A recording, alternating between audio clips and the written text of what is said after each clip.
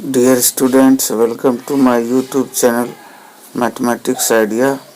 मैं निकेन सर आज आप लोगों को class 10th CBSE board examination में मैथ से पूछे जाने वाले इम्पोर्टेंट प्रोबेबल VVI क्वेश्चंस करवाने जा रहा हूं। जैसा कि आप लोगों के स्क्रीन पर पहला क्वेश्चन जो दिख रहा है ये सर्किल चैप्टर से है।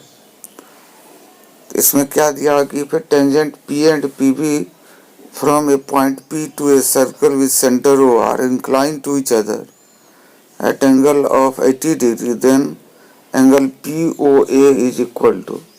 आपको दिया हुआ है कि एक सर्कल है, क्या दिया हुआ है कि एक सर्कल है, उस पर किसी पॉइंट P से, सपोज कीजिए यहाँ एक पॉइंट P है, P से एक टेंजेंट PA और एक PB, दो टेंजेंट इस पर डाला गया, PA और PB। सपोज कीजिए कि ये PA है और ये PB है, ठीक है। तो आपको क्या दिया हुआ है कि ये एंगल दिया हुआ है, कितना एंगल, ये जो दोनों टेंजेंट है इंक्लाइन है एक दूसरे पर 80 डिग्री पर। तो आपको क्या दिखाना कि एंगल POA इसका सेंटर O है, तो यहाँ से ये एंगल आपको POA दिखाना है, यानी इस एंगल का मेजरमेंट कितना है ये आपको दिखाना है। तो इसके लिए हम लोग क्या करेंगे, O से A को रेडियस, सेंटर O से A को मिला दिए, O से B को मिला देंगे। आप जानते हैं कि रेडियस जो होता है टेंजेंट पर परपेंडिकुलर होता है एट पॉइंट ऑफ कांटेक्ट पे, तो इसका मतलब OA जो होगा परपेंडिकुलर होगा PA पे और OB जो होगा परपेंडिकुलर होगा आपको PB पे, ठीक है। सबसे पहले इसको प्रूफ करने के लिए हम लोग को ये ट्रायंगल कौन किस POA और POB को कॉन्ग्रुएंट दिखाना पड़ेगा।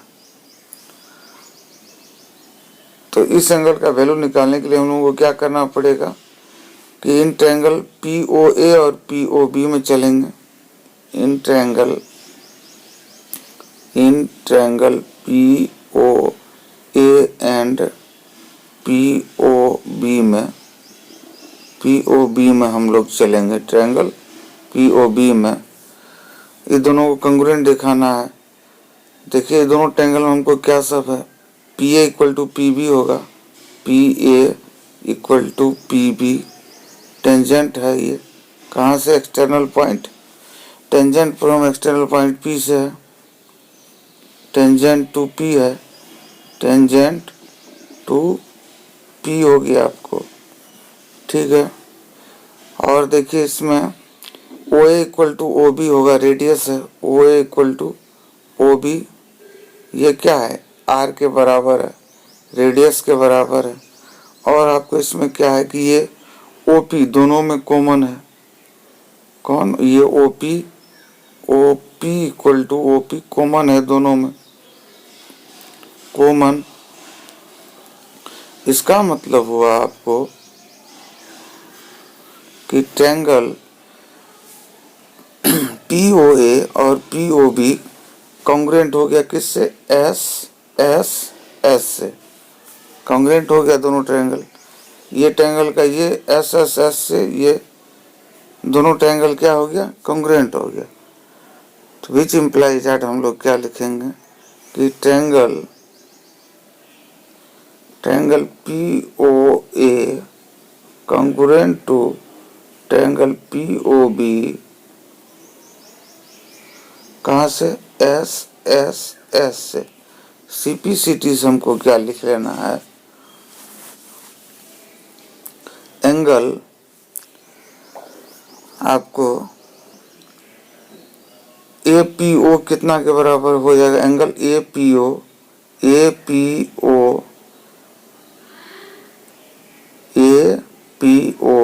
इक्वल टू BPO के बराबर हो जाएगा, angle A P O equal to angle B P O के इक्वल टू हो जाएगा कहाँ से, सी पी सी टी से। अब आपको जब ये दोनों एंगल इक्वल हो गया तो विच इम्प्लाइज दैट हम लोग एंगल ए पी बी को क्या लिख सकते हैं, एंगल ए पी ओ को क्या लिख सकते हैं, एंगल ए पी ओ को लिख सकते हैं half of angle A P B का, क्योंकि दोनों बराबर है तो इसका मतलब ये जो हो जाएगा ए पी बी का आधा हो जाएगा। Which implies that angle A P O equal to आपको क्या हो जाएगा 1/2 इंटू ये 80 डिग्री दिया हुआ है, यहाँ इसको कटा दीजिए 40 से इसका मेजरमेंट 40 डिग्री आ गया। अब हम लोग क्या करेंगे, ए पी ओ आपको कितना आ गया 40 डिग्री, ठीक है। यहाँ देख सकते हैं आप ये जो एंगल आ गया आपको ये 40 डिग्री आ गया, ये 90 डिग्री है। अब हमको ये एंगल निकालना है तो हम लोग क्या लिखेंगे, angle A P O plus angle P A O plus angle आपको P O A equal to 180 degree लिख लेंगे। चलिए नेक्स्ट पेज पर जाते हैं, एंगल अब हम लोग क्या लिख लेंगे, इंटेंगल किसमें, आपको ए पी ओ में हम लोग क्या लिख सकते हैं, angle P A O plus angle A P O plus angle P O A equal to 180 sum of angles of triangle से, कहाँ से, sum of angles of triangle से, ये लिख लिए। अब इसका ये वैल्यू है 90 प्लस ये एंगल का वैल्यू है अभी निकालें हम लोग 40 plus angle P O A equal to कितना हो गया 180 और एंगल पी ओ ए जो हो गया 180 में से ये दोनों को माइनस कर दें 130 तो ये कितना के बराबर हो जाएगा आपको 50 डिग्री के बराबर। इस तरह से हम लोगों को जो निकालना था वो निकल गया, पहला क्वेश्चन बन गया। अब हम लोग दूसरा क्वेश्चन पर जाते हैं। दूसरा क्वेश्चन जो है आपको ये हाइट एंड डिस्टेंस से है, एप्लीकेशन ऑफ ट्रिग्नोमेट्री से। इसमें आपको क्या दिया हुआ है कि एक टीवी टावर जो है stand vertically on the bank of canal from A point on the other bank directly opposite the tower, the angle of elevation of the top of the tower is 60 degree. ये एक BC canal है, आपको दिख रहा है। इसके एक bank पर ये टावर है और टावर से कैनाल के दूसरे साइड पर बैंक से इसका जो टावर का एलिवेशन एंगल 60 डिग्री है। अब कह रहा है कि यदि इसी पॉइंट से 20 मीटर और दूरी जाने के बाद उसी टावर का जो टॉप का क्या हो जाएगा, ये टावर क्या है, ये है पॉइंट, टॉप का एलिवेशन 30 डिग्री हो जाता है। तो इस कैनाल का आपको विड्थ और इस टावर का हाइट निकालना है। इसको मान लेते हैं हम लोग h, विड्थ को मान लेते हैं x। तो चलिए यहाँ क्या कर लिए, लेट कर लिए हम लोग A B equal to H. Let क्या किए हम लोग, लेट किए हैं आपको let A B equal to हम लोग एच मान लिए और विथ जो क्या बी सी है उसको एक्स मान लिए। तो हम लोग किस में चलेंगे, ट्रायंगल पहले ए बी सी में, in triangle A B C में क्या हो जाएगा आपको tan 60 डिग्री का वैल्यू कितना हो जाएगा, tan 60 डिग्री इक्वल टू हो जाएगा आपको ए बी अपॉन बी सी।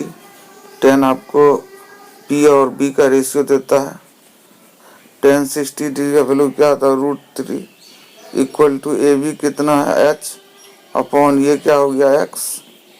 अब यहाँ से आपको एच इक्वल टू क्या मिल गया, x√3 या √3x जो बोलिए।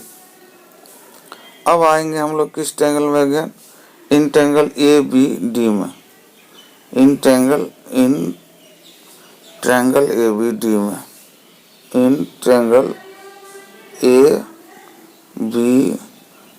में हम लोग इसमें क्या लेंगे, tan 30 डिग्री, tan 30 डिग्री आपको किसके बराबर हो जाएगा, आपको AB अपॉन किसके, B और D के बराबर हो जाएगा। tan 30 डिग्री का वैल्यू 1/√3, AB का वैल्यू कितना है H, और BD आपको क्या है x प्लस 20 हो गया, x प्लस 20।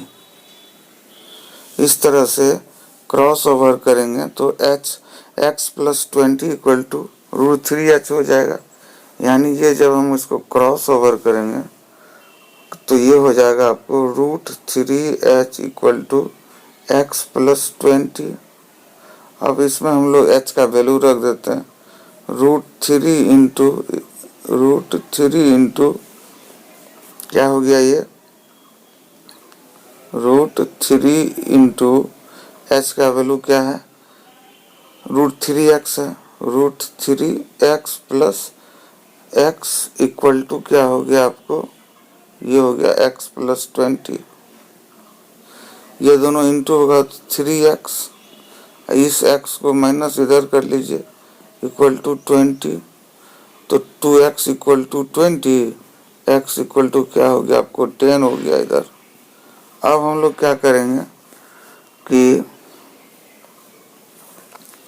अब हम लोग क्या करेंगे बताइए, h इक्वल टू हमको क्या है 9,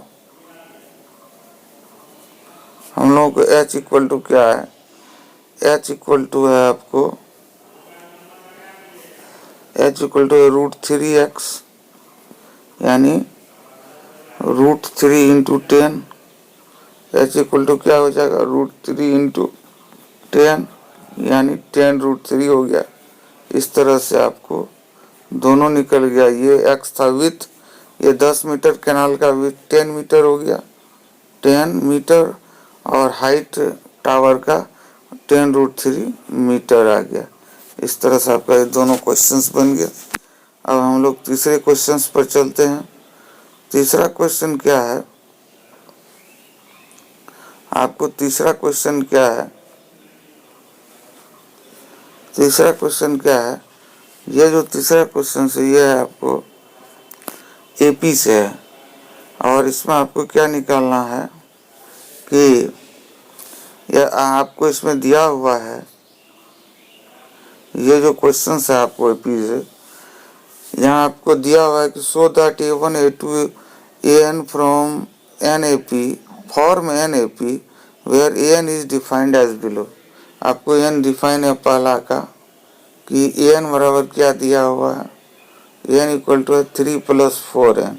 अब n इक्वल टू अगर 1 रखेंगे तो ये क्या हो जाएगा, A1 आपको क्या मिल जाएगा 3 + 4 इंटू n का वैल्यू 1 है, यानी 7 आ गया। A2 क्या आ जाएगा आपको 3 + n का वैल्यू अगर हम 2 रखें तो 4 इंटू 2, ये आपको 11 आ गया। A3 आपको क्या आ जाएगा 3 + 4 इंटू आपको 3, ये आपको 15 आ गया। इस तरह से आप क्या देखते हैं यहाँ कि A1 7 है, A2 11 है, A3 15 है। अब हमको यहाँ निकालना क्या है A2 minus A1, A2 minus A1 आपको क्या आ गया 11 माइनस 7, यानी ये 4 हो गया, ये आपको कितना आ गया 4। अब A3 माइनस A2 निकालिए, ये क्या हो जाएगा 15 माइनस 11, ये आपको भी 4 हो गया। तो क्लियरली आपको क्या लिखिएगा, clearly A2 minus A1 equal to क्या आ गया A3 माइनस A2। इसका मतलब ये हो गया कि ये जो है एपी फॉर्म कर रहा है, क्योंकि ये कॉमन डिफरेंस होता है ना, ये कॉमन डिफरेंस हमको आपको सेम आ रहा है, तो इसीलिए ये एपी फॉर्म कर रहा है। तो आपको इसका कौन find the sum of first 15 term, इस तरह से ये जो एपी फॉर्म कर रहा है, इसका जो पहला 15 टर्म होगा वो सम, पहले 15 टर्म का सम क्या होगा। तो इसका ये एपी का पहला टर्म हो गया 7, सेकेंड टर्म 11, थर्ड टर्म 15। चलिए देखते हैं। तो ये जो एपी हुआ वो कैसा एपी हुआ कि 7, 11 और 15, इसी तरह से और सब हो जाएगा। यहाँ आपको ए हो गया 7, डी हो गया 4 और आपको ये S15 निकालना है। तो S15 इक्वल टू क्या हो जाएगा, 15/2, ये हो जाता है आपको 2A प्लस 15 यानी 14D, ये हो जाएगा यानी 15/2 ब्रैकेट में 2 इंटू ए का वैल्यू कितना है 7 प्लस 14 इंटू डी का वैल्यू कितना है 4, यानी कहने का मतलब ये हो गया आपको 15/2 ब्रैकेट में 14 और ये क्या हो गया आपको 14 प्लस 56, ये हो गया आपको 70। तो ये जो आपको आ गया S15 कितना आ गया आपको, S15 हो गया, S15 जो आ गया आपको 15/2 इंटू 70। ठीक है, तो इससे इंटू कर दीजिए 35 टाइम्स में। अब हमको ये क्या हो गया 15 इंटू 35, ये किसके इक्वल टू हो जाएगा, ये हो जाएगा इंटू कर दीजिए 5 कैरी 7, ये हो गया 525, यानी एस पहले 15 टर्म का सम कितना हो जाएगा इस एपी का 525। अब हम लोग नेक्स्ट क्वेश्चन पर चलते हैं। क्या है आपका ये क्वेश्चन कि find the 31st term of AP वो 11 term is 38 and 16 term is 73। चलिए देखते हैं बिना देर किए हुए इस सवाल को। क्या है सवाल, एपी का हमको 31st टर्म निकालना है जिसका 11 टर्म 38 है और 16 टर्म 73 है। मान लीजिए कोई एपी का फर्स्ट टर्म मान लीजिए आप क्या है इसका ए, और कॉमन डिफरेंस मान लीजिए कॉमन डिफरेंस डी। तो आपको क्या दिया हुआ है, A11 कितना दिया हुआ है 38। A11 का फॉर्मूला क्या आता है, A प्लस इक्वल टू 38। कहने का मतलब आपको यहाँ से क्या आ गया, ये इसको इक्वेशन फर्स्ट मान लीजिए, इसको फर्स्ट मान लीजिए। फिर हमको क्या लिखेंगे, ये कितना दिया हुआ है 16 इक्वल टू 73। ये 16 क्या हो गया, A plus 15D equal to 73। इस तरह से ये दूसरा हो गया। अब पहला और दूसरा से क्या करेंगे, 2 - 1 कर दीजिए आप। यहाँ आपको 2 में से 1 को आप माइनस कर दीजिए, क्या मिल जाएगा आपको, A plus 15D equal to 73 और A plus 10D equal to 38। कितना है एक बार देख लीजिए, A plus 10D equal to 38। यहाँ माइनस कीजिए, ये माइनस माइनस माइनस, आपको ये ओमिट हुआ। 5D इक्वल टू कितना आ गया 35। आपको यहाँ से D का वैल्यू 7 आ गया। अब आपको बाय 1 से क्या है आपको कि A plus 10D 10 into 10D equal to 38 है। अब इसमें D का वैल्यू रख दीजिए, A plus 10 into 7 equal to 38। यहाँ से A का वैल्यू क्या आ जाएगा 38 माइनस 70, यानी कितना आ गया ए का वैल्यू आपको 32 माइनस 32।